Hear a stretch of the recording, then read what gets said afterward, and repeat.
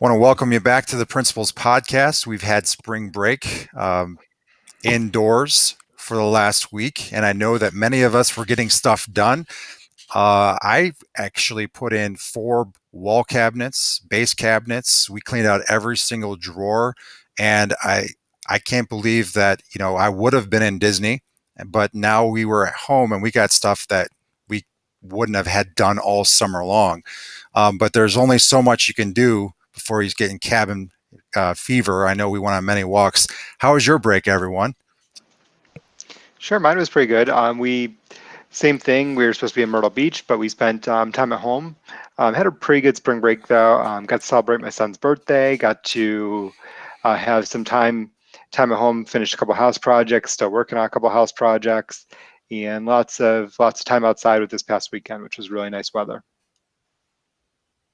Mr. The Hyam? weather was beautiful last few days. Yeah, the weather was beautiful last few days. Outside, it was near 70. A couple days, it was beautiful, and then we come back to work, and it's back in the 30s. It's Chardon, Ohio, Mentor, Ohio, Cleveland, Ohio, all over again. Seems like whatever's going on, the weather doesn't change. Mm-hmm. My break was pretty good too. We got to check out a new Geauga Park headwaters out in Huntsburg. It was a great walk with a great lake. That was beautiful. So today we had the opportunity to have another opportunity to meet with students. We met with staff. Last night we actually met with staff on Sunday at 7 o'clock, and we had like 100% participation, and it's been so great. I feel like we're getting closer and closer with our staff. And it's sad that you would think that when you're in the building, you'd be even tighter with them, but when you're away from them is how much you care and miss them. Likewise, the way we all feel with our students. In the last hour, the governor went on the Ohio channel and he made a couple extensions to our time away from each other. And so we wanted to bring in Mrs. Blackburn, our social worker, to talk to us a little bit later on today about how we can cope with this and some resources that we have readily available for students, families, and staff that can help us through. Mr. Bandero, so in a synopsis, what's this new mandate with timeline look like? Sure. So the governor and Dr. Amy Acton, who's a rock star, by the way, announced that this afternoon that the closure of the school buildings, not closure of school, but the closure of the school buildings will be extended from the original timeline, which is supposed to end next Monday at midnight, all the way through May 1st. So we will be out of the school buildings until May 1st. Which would be the end of the day, May 1st. So the earliest right now that looks like we would be back into school, because May 1st is a Friday, would be May 4th. The governor was pretty clear that saying that this date may be extended again. This could end up being the rest of the school year. He did not declare it's the end of the school year yet, but it said it could end up through the end of the school year. But as of this moment right now, we're planning for instruction through this digital format through May 1st. Mr. Hyam, we have hundreds of kids that are in spring sports, and so they work their tail off all the way until March 16th. They made their teams. They were about to get in, and some of them got into scrimmages, and now they have to wait another month. You don't know all the answers, but you just dealt with this with winter sports. What kind of advice would you give to our spring sport athletes who have to, again, not be with each other? I think the important thing is to stay active. I mean, you're hearing that from everyone, is to get outside when you can, but you need to stay active. You need to keep your body in shape. If and when, and we hope it's when we get back out there, we gradually get back into it, and we're ready to go, just like we would in the off-season training. So if you can get out and get on a bike or get on put your tennis shoes on, go for a run. It's important to stay as fit as you possibly can, because when we get back playing, because at some point we are going to get back playing, you want to make sure your body is prepared and ready to go, so you don't hurt yourself and then unfortunately not be able to play or participate in a game because you got hurt because you weren't staying fit. So, Mr. Bandera, Mr. Hyam, in the same idea, we're here as educators trying to prepare our kids for school, and school has changed significantly in the last 2 weeks. And a lot of our students who are across the spectrum, high achievement to working their tail off to just make ends meet. Advice for kids that are really focusing on their grades or focusing on ways that they can make connections with faculty or make connections with us. What advice do you give to our students that are worrying about grades right now? Sure. First off, I want to commend everyone. I think almost, I would say 98% of our students are online. They're getting their work done. They're trying something on a daily basis. So we appreciate that. Your teachers appreciate that, and your teachers have your back right now. That's one of the things when we talked with. I think at one point we were up to close to 60 staff members yesterday online with us. When we talked about all those people, we realized that your teachers are supporting you and your teachers want to do what's best for you. We're working with teachers every day to find out the best way to enter grades or let you know if something's missing. Some of you look at that missing and that zero and it immediately drops, get that sinking feeling that, oh no, I'm failing a class. Teachers are working through it. Sometimes teachers are putting that missing in for their reference, not for you, but for them to know that, hey, the student still needs to complete this work. Do your best to complete it. We're encouraging teachers not to use that missing, but some teachers are, and they'll have conversations with you about that. Just continue to get on every day, continue to work with your teachers, use the academic supports that are available, do the work and see what you can get done. I've also had a lot of teachers share with me emails that they're getting from students because they're trying to stay connected, ask clarifying questions, and the teachers are very appreciative of that because they're able to take care of some simple questions and concerns and get the students back on pace, and the students are staying right where they need to be. Teachers are happy with their progress, and I think things are progressing. And unfortunately, we're going to be at this for a few more weeks, and I think we're going to get better at it as we go. Mm-hmm. Hey, so Mr. Bandera and Chaim, today we had a special guest join us as we were doing a meeting we were working on the master schedule, or at least attempting to look at our numbers for next year. Do you have a special shout out for our special guest this morning? Yeah, so we saw a special guest this morning after Dr. Hanlon ran the district pledge this morning, which was really cool. We saw a special guest in there, Delaney. And so Delaney had asked us if she could join in and have a conversation with, one of us.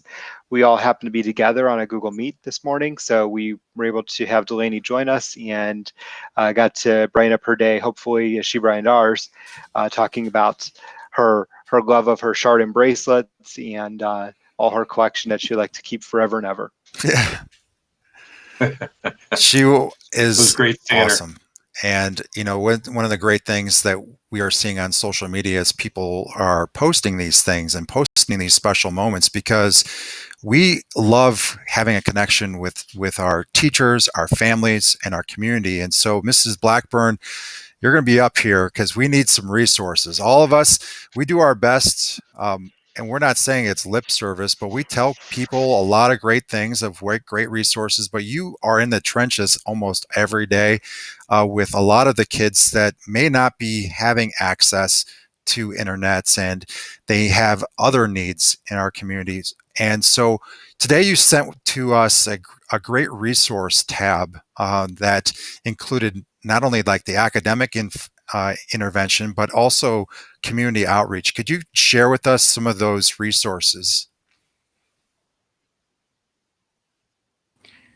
So before I even start and say anything about the community resources, the one thing I wanted to mention was this whole time that we're not at school is really about that physical distance and not that social distance, and that how do we stay connected to one another, and how do people reach out to one another and support one another during this time. And I think the same thing is true for the community agencies. They want to support, they want to be a part of.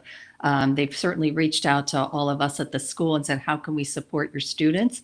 And that's true for mental health agencies, it's true for job and family services, who certainly recognize that more and more families right now will be, struggling as parents may be furloughed from their jobs or stressors in the community and family due to job changes and financial changes happen.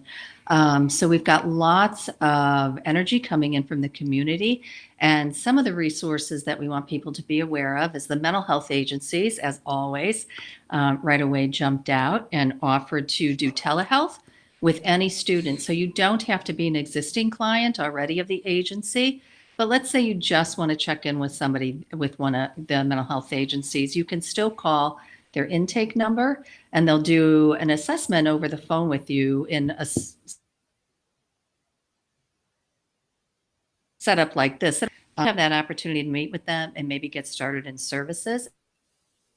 And they do that for both counseling, they do the case management services, they do that for medications, med-som services as well.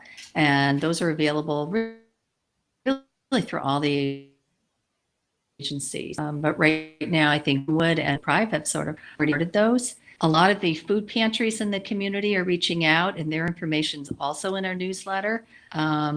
And they are well stocked and hoping that families will use the resources that they have. At the school end, we definitely want students to reach out to us. Let us know, how you're doing, good and bad, and let us know if you have any concerns about, a classmate or, something that you see on social media. Times like this really highlight the importance, I think, of the old, verbiage around see something, say something. This is really when we really do rely on you guys to let us know what's happening.